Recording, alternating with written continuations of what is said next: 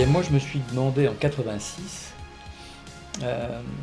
on m'a demandé ce que j'allais faire quand j'ai quitté une société américaine que j'avais créée, démarrée en France, la filiale française. Et on m'a dit qu'est-ce que vous allez faire et j'ai répondu je ne sais pas, la seule chose dont je suis sûr c'est que je vais chercher ce que je suis le seul à faire aussi bien. Bon, j'étais bien embêté. Pendant 6 mois, j'ai rien fait parce que je ne savais pas. Et en fait, il m'a fallu 10 ans. Parce que savoir-faire, c'est ce que je suis le seul à faire aussi bien, puisque c'est moi qui l'ai créé. Et ça contient beaucoup, beaucoup des choses que je sais faire. Et c'est pour ça que ça s'appelle savoir-faire.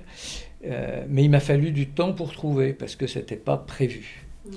Euh, Depuis toujours, j'observe qu'il y a des gens qui sont étonnants parce que c'est facile. Ils ont de l'aisance, de l'élégance. Je me souviens d'un ami qui a 18 ans, il jouait au tennis, c'était élégant, piano, mathématiques. Il avait des talents, c'était incroyable, de l'aisance, de la facilité. Et c'est très fascinant. En fait, le talent, c'est un peu comme un fauve qui marche. C'est magique, c'est fascinant parce qu'il y a une cohérence, il y a une spontanéité, une aisance absolue. Et donc être dans son talent, c'est être dans cette aisance, dans cette élégance. Et moi j'ai toujours trouvé qu'il fallait être là-dedans parce que sinon c'est besogneux, c'est lourd, c'est maladroit et donc c'est pas bien. Et donc j'ai toujours été attiré, fasciné par ces moments où on est dans... Alors c'est presque des états de grâce. D'ailleurs, aujourd'hui, grâce à l'imagerie cérébrale et aux études sur le flow, on sait que quand on est dans ces moments où on est complètement concentré, focus, où le temps change, où l'ego est réduit, et bien là, on est dans ces moments de grâce que l'imagerie cérébrale met en évidence.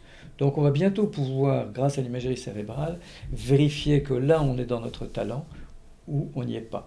Donc ça va permettre d'avancer beaucoup. Et du coup, donc vous avez quitté cette société, la filiale française de cette société américaine. Et comment vous êtes allé à la découverte de vos talents? Comment vous les avez découverts? Parce qu'ils sont un peu invisibles pour nous-mêmes. On a du mal à les voir, nos talents. Mais il n'est pas prévu de les regarder surtout. Ah, prévu par qui? Mais par la culture, l'éducation, parce qu'en France, c'est jamais assez bien, et puis parce qu'on félicite l'effort et pas l'aisance. Donc c'est pas du tout prévu. Alors ça a changé ces dernières années, mais au XXe siècle, c'était pas prévu. Au XXIe, ça commence à l'être, puisque maintenant tout le monde veut avoir du talent, et la France a du talent, il y a plein d'émissions, Masterchef, etc. Et les Américains commencent à regarder les talents de leurs petits-enfants géniaux, parce que comme ça, peut-être ils ont gagné plein d'argent. Enfin, donc il y a un changement de regard par rapport à cette idée de talent, mais pendant très longtemps, c'était quelque chose de flou. Euh, C'était attribué aux artistes, c'était forcément spectaculaire.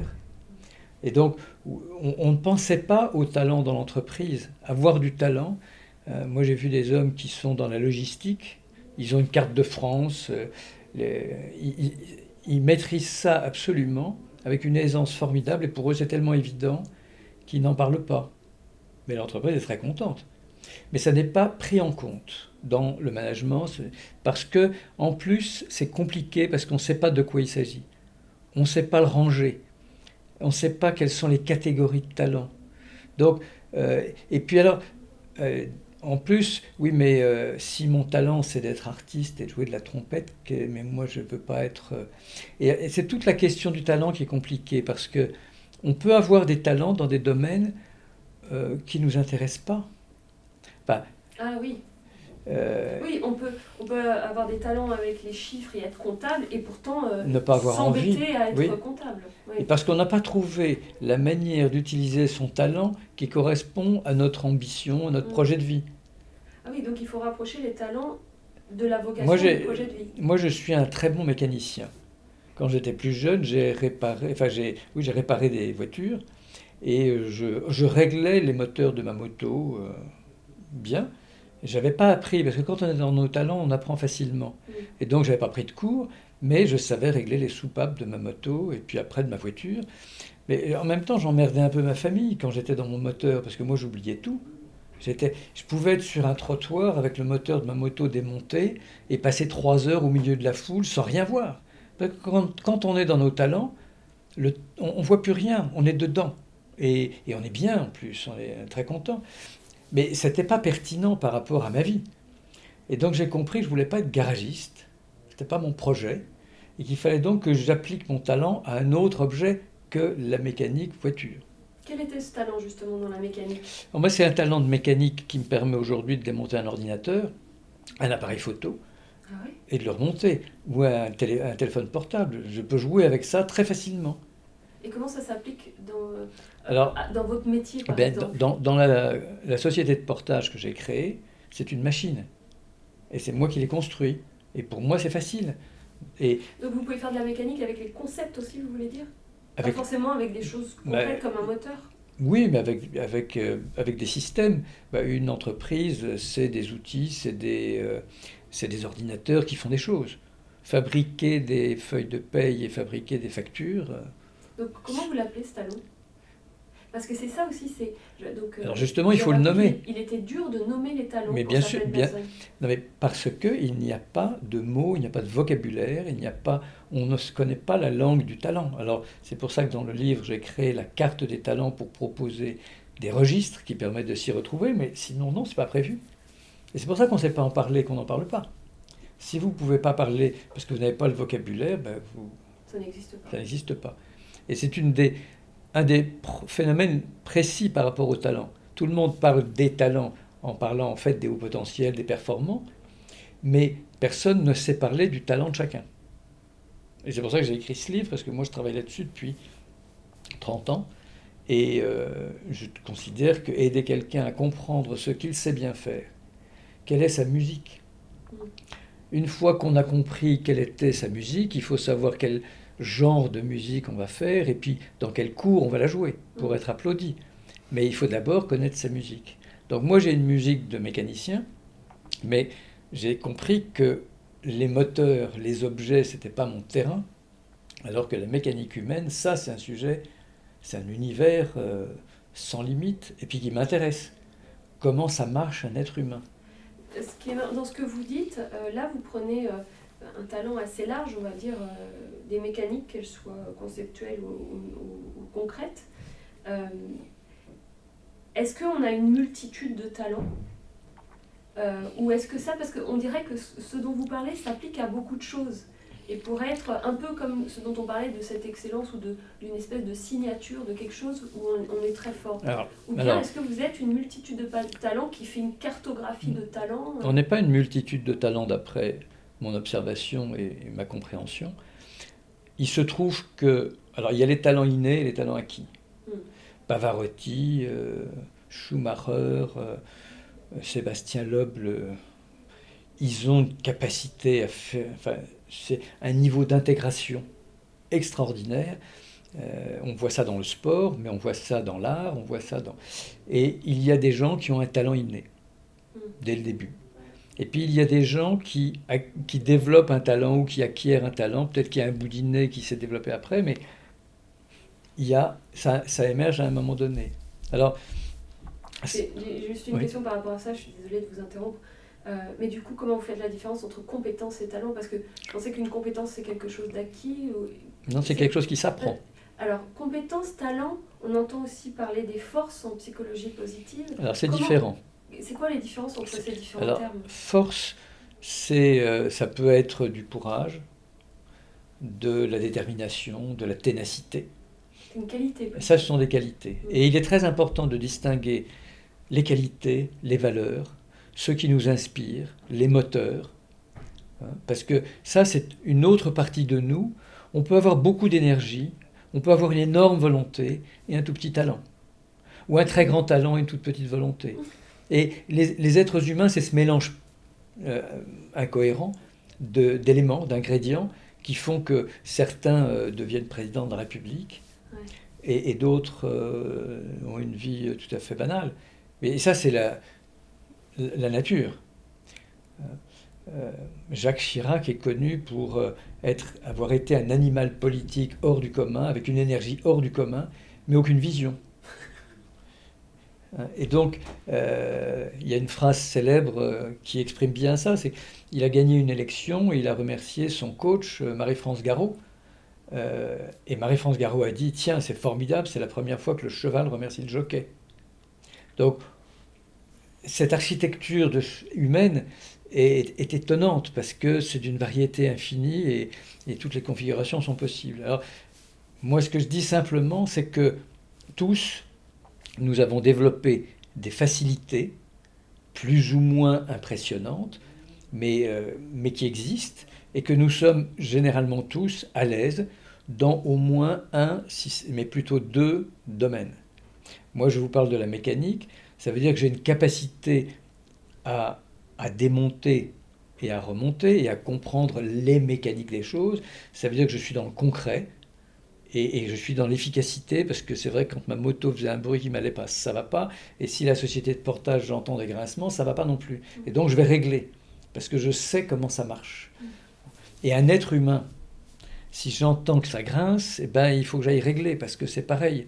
Parce que assez spontanément, je vais regarder pourquoi et qu'est-ce qui et où ça coince et à quel endroit ça c'est pas fluide. Donc on a tous des capacités différentes que l'on a développées inconsciemment dans l'enfance. C'est le cas de Christian qui me dit mais moi quand j'étais petit chez mes parents c'était effrayant parce que ils perdaient tout, on ne retrouvait jamais rien. Alors dans ma chambre tout était rangé, étiqueté. Il dit ah oui alors au stock central c'est vous qui avez mis en... Bah oui, c'est moi qui ai mis en place les fiches de suivi. Le patron du stock avait repéré le petit Mozart et s'était approprié toutes les réalisations. Et le jeune homme, enfin il n'était plus un jeune homme, il avait 33 ans, mais comme il avait l'impression de rien faire de spécial, il continuait de ranger sa chambre, il ne se rendait pas compte. Et ça, nous vivons ça tout le temps. Parce qu'en fait, ce qui est fascinant, c'est que nous faisons des choses que les autres applaudissent. Dis donc, chapeau, formidable. Ah oui, mais pourtant, j'ai rien fait de spécial. Et j'entends tout le temps des gens me dire, bon, j'ai rien fait de spécial, et ils trouvent ça extraordinaire. Donc ça, c'est le cœur du sujet. Nous faisons tous des choses qui nous paraissent faciles, normales, évidentes, que les autres apprécient et que nous ne valorisons pas parce que c'est facile. Et notre culture ne nous fait pas valoriser ce qui est facile. La culture judéo-chrétienne, m'excuserez, mais c'est pas dans ce sens-là. Un talent est forcément formidable, quoi. Quand vous décrivez des choses extraordinaires, un talent est forcément extraordinaire. Non, c'est pas extraordinaire, parce que ça peut être très quotidien. Il y a des gens, comme une jeune fille dans un atelier, lève la main et dit « Moi, je crois que mon talent, c'est que je fais très bien la vaisselle. » C'était sympa, ça a fait rire tout le monde, mais en fait, je lui ai dit « Vous êtes probablement très organisé. » Ça veut dire que dans votre travail, ou si vous organisez un voyage, c'est très organisé. « Ah bah oui, évidemment. » Et les autres apprécient. « Ah bah oui. » Bon, mais elle ne le regardait pas. Et on ne regarde pas ce que nous faisons facilement que les autres apprécient, c'est tout. Les autres, ils apprécient. Mais bah, vous avez vu, il y a des gens, on ne part pas en vacances avec eux parce que c'est catastrophique. Et puis il y en a d'autres, c'est nickel chrome. Bah, c'est pas spectaculaire, mais n'empêche qu'on est content. Il y a des personnes qui animent un dîner ou une réunion. C'est superbe. Tout le monde est content. Et ils font ça comme ça. Ils sont sur la scène et voilà. Bon. Et ça marche tout seul. Et ils sont très contents. Enfin, les autres. Et puis la personne, bah oui, c'est normal. Oui. Il y a ce qui est fascinant avec les talents, c'est que quand on est dans cet espace-là, on est ailleurs par rapport à la vie ordinaire. Un directeur de communication dans une banque régionale me raconte que le directeur général de la banque lui dit « Bon, écoutez... il faut organiser un événement pour nos clients comme vous faites. Donc, on est en janvier. Il prévoit ça pour juin. Il trouve un théâtre. Et puis la banque est restructurée. En mars, le directeur général lui dit « Écoutez, je suis très embêté. Il n'y a rien de personnel, mais voilà, on se sépare de vous. » Mais l'événement tombe dans le préavis. Donc, le directeur de communication dit « Non, mais pas de problème, je m'en occupe. Le show doit... Enfin bon, the show must go on. » Et donc il se retrouve en mai dans le théâtre avec le préfet et le directeur général. Et donc il dit au préfet, je vous fais signe, vous faites votre discours. Il est sur la scène, c'est le maître, le metteur en scène. Il a totalement oublié qu'il parle à l'homme qu'il a licencié. Il est dans un autre espace de lui-même. Une autre version de lui-même. Et ça, c'est très intéressant et important parce que nous vivons tous ça. Mais on n'y fait pas attention. Il y a des moments, on est complètement à l'aise, c'est évident, c'est facile. Et puis il y a des moments, on n'est pas du tout à l'aise. Alors ça, c'est Johnny Hallyday. Quand Johnny est sur scène, il est extraordinaire, tout le monde applaudit, ça fait 50 ans que ça dure, et vraiment magique. Mais quand il n'est pas sur scène, c'est pas croyable non plus. À quel point c'est pas magique. Et j'ai rencontré un musicien qui a travaillé avec lui qui me disait, mais vous n'imaginez pas à quel point. Il est même pas grand. Mais alors quand il met son habit de scène, alors là, il se redresse, il devient inaccessible, c'est plus le même. Et donc, il nous montre que quand on est dans nos espaces de talent, sur scène, on peut être formidable, et puis à d'autres moments, on peut... Alors, on est tous comme lui, mais ça se voit moins. L'écart est moins grand. C'est pour ça qu'il est compliqué, hein, parce qu'on est rarement sur une scène comme Johnny, applaudi par tout le monde. C'est moins spectaculaire. Et donc, c'est pour ça que c'est difficile, parce que l'écart est moins grand. Donc, comment on repère ces talents? Alors, il faut regarder autrement. Ça veut dire qu'il faut, parce que comme on ne regarde pas normalement ce qu'on fait facilement, il faut se mettre à regarder. Donc il faut développer son attention sur ce que les autres nous disent, sur ce qui nous paraît facile, sur ce qui... Il faut aller chercher des régularités, parce que notre talent nous pousse régulièrement à faire la même chose. Ça, c'est... Mais du coup, est-ce que, puisque j'ai remarqué que les autres ont du mal aussi à repérer nos talents, ce qu'ils nous disent, alors, quand ils nous remercient parce qu'on fait quelque chose qu'ils apprécient ou... ils vont marquer que c'était bien, que bon, pas mal, bon, il y a des mots, quand ils nous disent que c'était bien, quel qu'il soit, faut regarder. Surtout quand on a l'impression que c'est bizarre parce qu'on n'a rien fait de spécial. Donc chaque fois qu'il y a un écart entre ce que les autres nous disent et notre perception de ce qu'on a fait, faut regarder, parce que c'est pas par hasard si les autres nous félicitent et si nous... Donc, les autres applaudissent et j'ai rien fait de spécial, c'est un premier critère. Il y a un autre critère qui est que dans ces domaines-là, on apprend facilement. On est à l'aise, on apprend facilement. Chacun peut constater qu'il y a des domaines dans lesquels on n'apprend pas facilement. Moi, la médecine, je ne pourrais pas. J'imprime pas. Donc, c'est très embêtant. Alors que la mécanique, Windows, les moteurs, ça s'imprime tout seul. Donc c'est curieux. Alors peut-être que la mécanique de la médecine, je ne l'ai pas regardée comme une mécanique, mais enfin, moi, il y a des choses que j'apprends bien et d'autres pas. Et on est tous comme ça. Tous les experts du sujet disent qu'il y a des domaines dans lesquels on apprend facilement. Il faut regarder, parce que c'est dans ces domaines-là qu'on a du talent, a priori. D'accord. Et est-ce que les talents, c'est un potentiel qu'il faut développer? Parce que déjà, il faut réussir à les repérer, je dirais. Mais est-ce qu'ils ont un potentiel à grandir et est-ce qu'il faut les nourrir? Oui, c'est-à-dire qu'il faut comprendre ce qu'on a entre les mains. Il faut décider à quoi on va l'appliquer.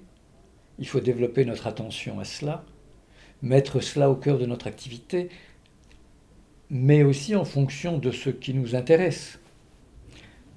Parce que on est tous tout le temps en train de faire des choses qui nous intéressent, dans lesquelles on n'a pas forcément du talent. Il y a des tas de gens qui adorent l'art, mais qui n'ont pas de talent d'artiste. Moi, j'aime l'équitation. Je monte à cheval et je fais du dressage et j'aime beaucoup, mais je ne suis pas très doué. Quand je vois mon fils à cheval, c'est scandaleux, tellement il est doué, lui. Et moi, je ne le suis pas, donc je vois bien que je ne suis pas très doué. Mais j'aime ça. Donc, on aime des tas de choses dans lesquelles on n'est pas forcément doué, parce que pour d'autres raisons, ça nous importe. C'est intéressant, c'est passionnant, mais on n'y est pas doué. Donc il faut distinguer ce qui nous intéresse, nous attire, et dans lesquels on est plus ou moins doué, et puis ce dans quoi on est doué. Si en plus ça nous attire, c'est très bien. Mais ce n'est pas toujours le cas. Donc il faut faire ce travail de distinction entre ce qu'on fait facilement. Il y a tout un tas de gens qui font très facilement des choses, et puis Vous avez parlé de talent inné et talent acquis. Oui. Donc c'est bien qu'il y a des choses... En fait, c'est la facilité d'apprentissage qui va montrer que c'est un de nos talents? La facilité d'apprentissage et puis l'expression. Il faut qu'il y ait une expression. C'est pour ça que moi, quand j'accompagne quelqu'un, je lui demande de regarder dans ce qu'il a fait dans sa jeunesse, dans ses premières expressions professionnelles, parce qu'il y a des traces de l'expression, de la manifestation du talent. À partir du moment où on a pris conscience, on peut le travailler.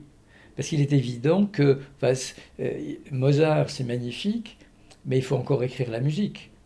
Dans le film Amadeus, Salieri découvre que la musique coule écrite dans la tête de Mozart. Oui, mais si on n'écrit pas, il ne se passe rien. Donc il faut apprendre, il faut maîtriser son pinceau, quel qu'il soit. Donc il faut exprimer son talent, travailler sa musique pour pouvoir la manifester comme il faut. Et quand on est au niveau de Mozart, c'est vraiment compliqué d'écrire cette musique. Donc on a des capacités, des facilités qu'il faut exprimer, qu'il faut appliquer à des sujets qui nous intéressent et qu'il faut travailler. Plus on va travailler l'expression de notre talent, plus il va avoir d'impact, plus on va pouvoir et plus il va être reconnu. Mais justement, vous parlez de reconnu. Est-ce qu'il faut parler de ses talents aux autres? C'est-à-dire, est-ce qu'il est important que les autres connaissent nos talents, notamment, je pense, au monde du travail? Alors, je le dirais à l'envers. Il faut comprendre dans quel domaine on est très à l'aise et mettre les mots qui correspondent à ça dans notre communication.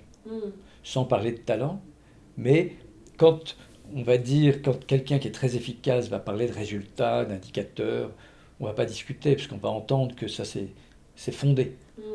Quand quelqu'un qui est très émotionnel va parler d'empathie et de s'accorder à l'autre, un coach, on va entendre que c'est pas un discours, que c'est du vécu.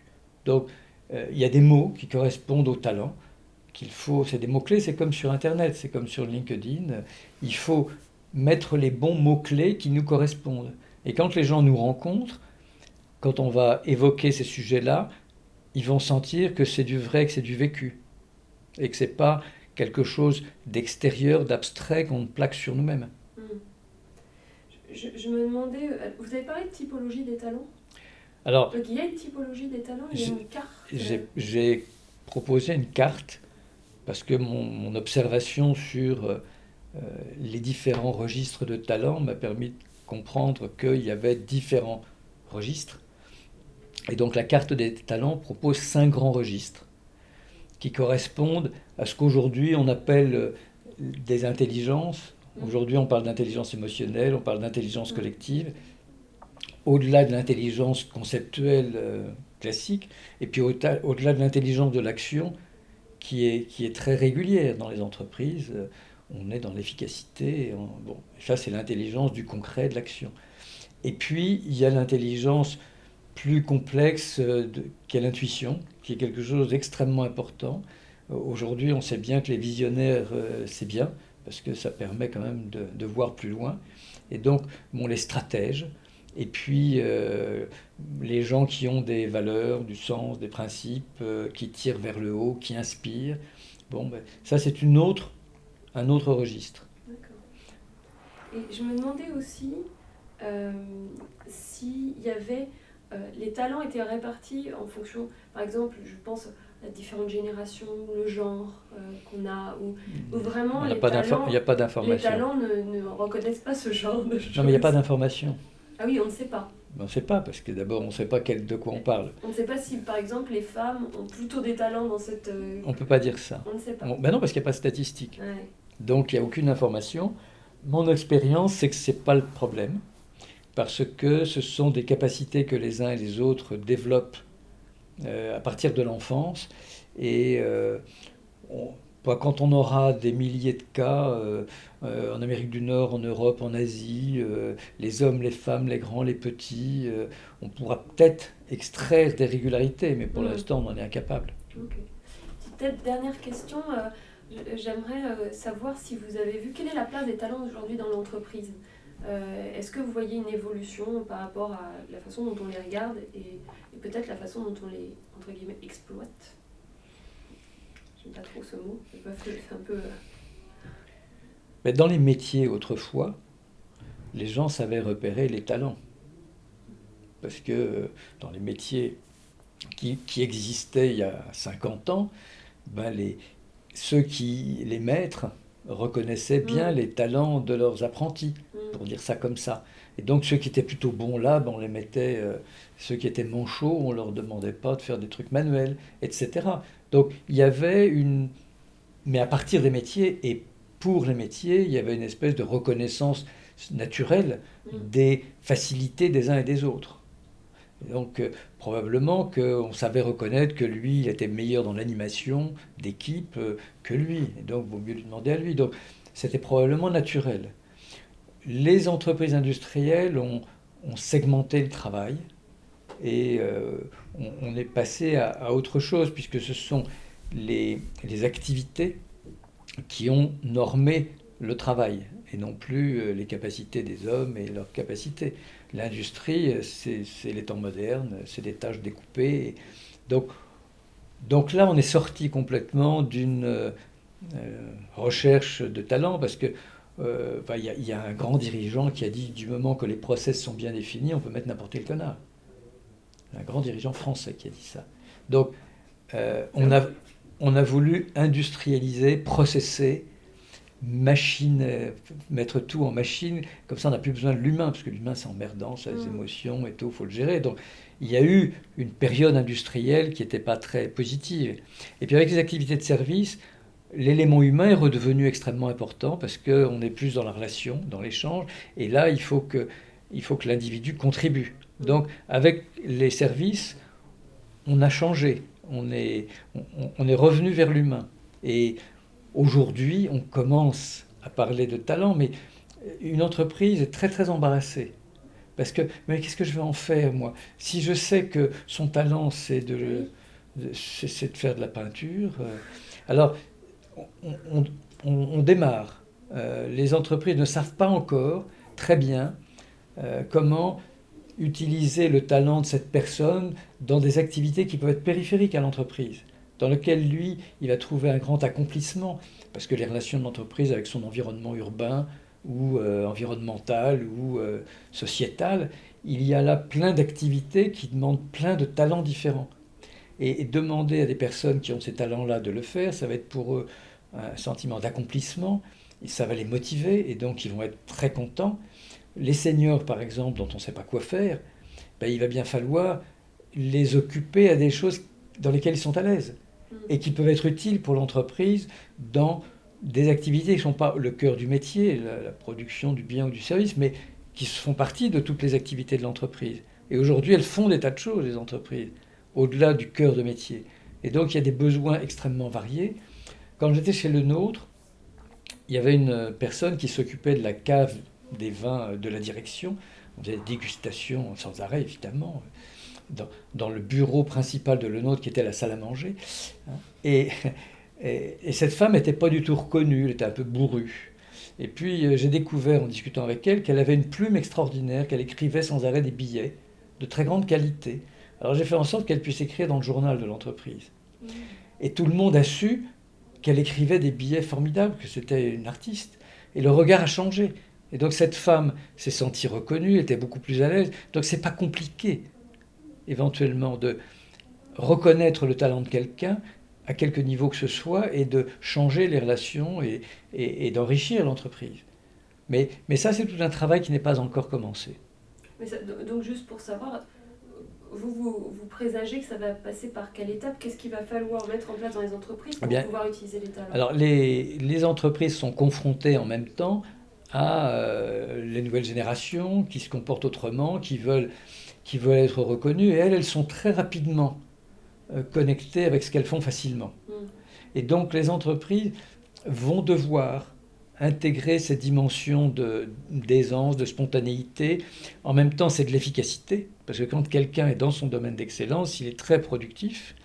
Et donc, comme les manières de travailler ont changé profondément, avec les technologies, Internet, etc., la relation au travail change, la subordination devient moins subordonnée, et par contre, la contribution de chacun devient de plus en plus importante. Donc on peut imaginer que ça va pousser les organisations, mais toutes, que ce soit les administrations, les entreprises, les organismes, à changer de mode de fonctionnement et de mode de relation. Donc ça, je ne sais pas combien de temps ça va prendre. Oui, puis quelle forme ça va prendre. Parce que C'est quoi? C'est les ressources humaines qui vont s'occuper de ça? C'est Ben, les managers au plus proche? les managers, il y a déjà des expériences qui existent où les managers commencent à se tourner vers les talents de chacun. Et à partir du moment où on commence à parler à chacun de ses talents éventuels, eh ben, on change, on ne lui parle plus des compétences qu'on attend de lui, mais des talents qu'il possède. Et donc on s'intéresse à lui. Et ça change complètement les relations. Donc c'est nouveau, mais on voit ça émerger dans les différents endroits où on parle de management. Ok. Les managers devront jouer un rôle. Et les managers intelligents qui aiment leurs équipes, elles vont changer de regard et ça crée des relations de très grande qualité. Mais ça va prendre du temps. Mais peut-être que ça ira vite parce qu'il faut. Parce que dans un monde qui bouge tellement que... Oui, puis ça va tellement vite, un Oui. peu tout Oui. est accéléré. Donc, Et enfin, quand vous voyez les nouvelles entreprises, les nouveaux modes de travail, bon, c'est tout de même impressionnant, parce qu'il y a 5 ans, c'était pas comme maintenant, et il y a 10 ans, pas non plus. D'ailleurs, c'est presque un mouvement qui est important pour accompagner ce mouvement des entreprises libérées. Oui, mais ça... Parce que c'est bien de libérer, mais il faut aussi Oui. être à un endroit où on est compétent et talentueux. Où... Ça va dans le même sens. Mais c'est complexe parce que les organisations ne se sont pas construites pour permettre à chacun de s'épanouir. C'est pas l'objet, mais c'est de produire un bien, un service. Et donc, c'est des organisations collectives qui font primer le collectif avant l'individuel, etc. Donc, c'est pas simple. Moi, je sais que c'est pas simple, mais... Puis il va y avoir 2 points d'entrée. C'est soit avec les gens qui sont au sein de l'entreprise, comprendre leurs talents et voir comment ça se redispatche. Mais peut-être qu'on va maintenant mieux recruter en fonction des talents des gens en les repérant Oui, dès leur rentrée dans l'entreprise. il faudra former les recruteurs. Ouais. Bah, vous êtes là, Oui. non? Oui. Vous êtes prêts? Oui. Vous avez fait votre cartable? Ok, bah écoutez, merci beaucoup. Ah non, j'ai une dernière question. Désolée. Parce que il y a beaucoup d'outils psychométriques. Est-ce que vous pensez qu'ils sont utiles et importants pour découvrir ces talents? Alors, je n'en connais qu'un qui est l'outil de l'Institut Gallup, qui est Découvrez vos points forts, le Strengths Finder, Oui, le Strengths. mais qui n'est pas centré sur les talents. Et je ne connais aucun outil qui soit centré sur la matière pure du talent. Parce que tous, ils parlent des qualités aussi. Oui. Et donc, c'est toute la difficulté. Je n'en connais pas qui ne soit que sur le talent, et ils vont tous vous parler de votre énergie, de votre dynamisme, introverti, extraverti, tous ces éléments de la personnalité qui sont très importants, ambition, mais ils vont mélanger l'ensemble. Et moi, je trouve qu'on a beaucoup de mal à s'occuper du talent quand on ne le sépare pas. Et je pense que c'est des choses qui vont apparaître, mais ça démarre. Ok. Merci beaucoup Voilà. Pour cet entretien sur les talents. Là, j'ai l'impression de bien mieux visualiser. Merci. Chic.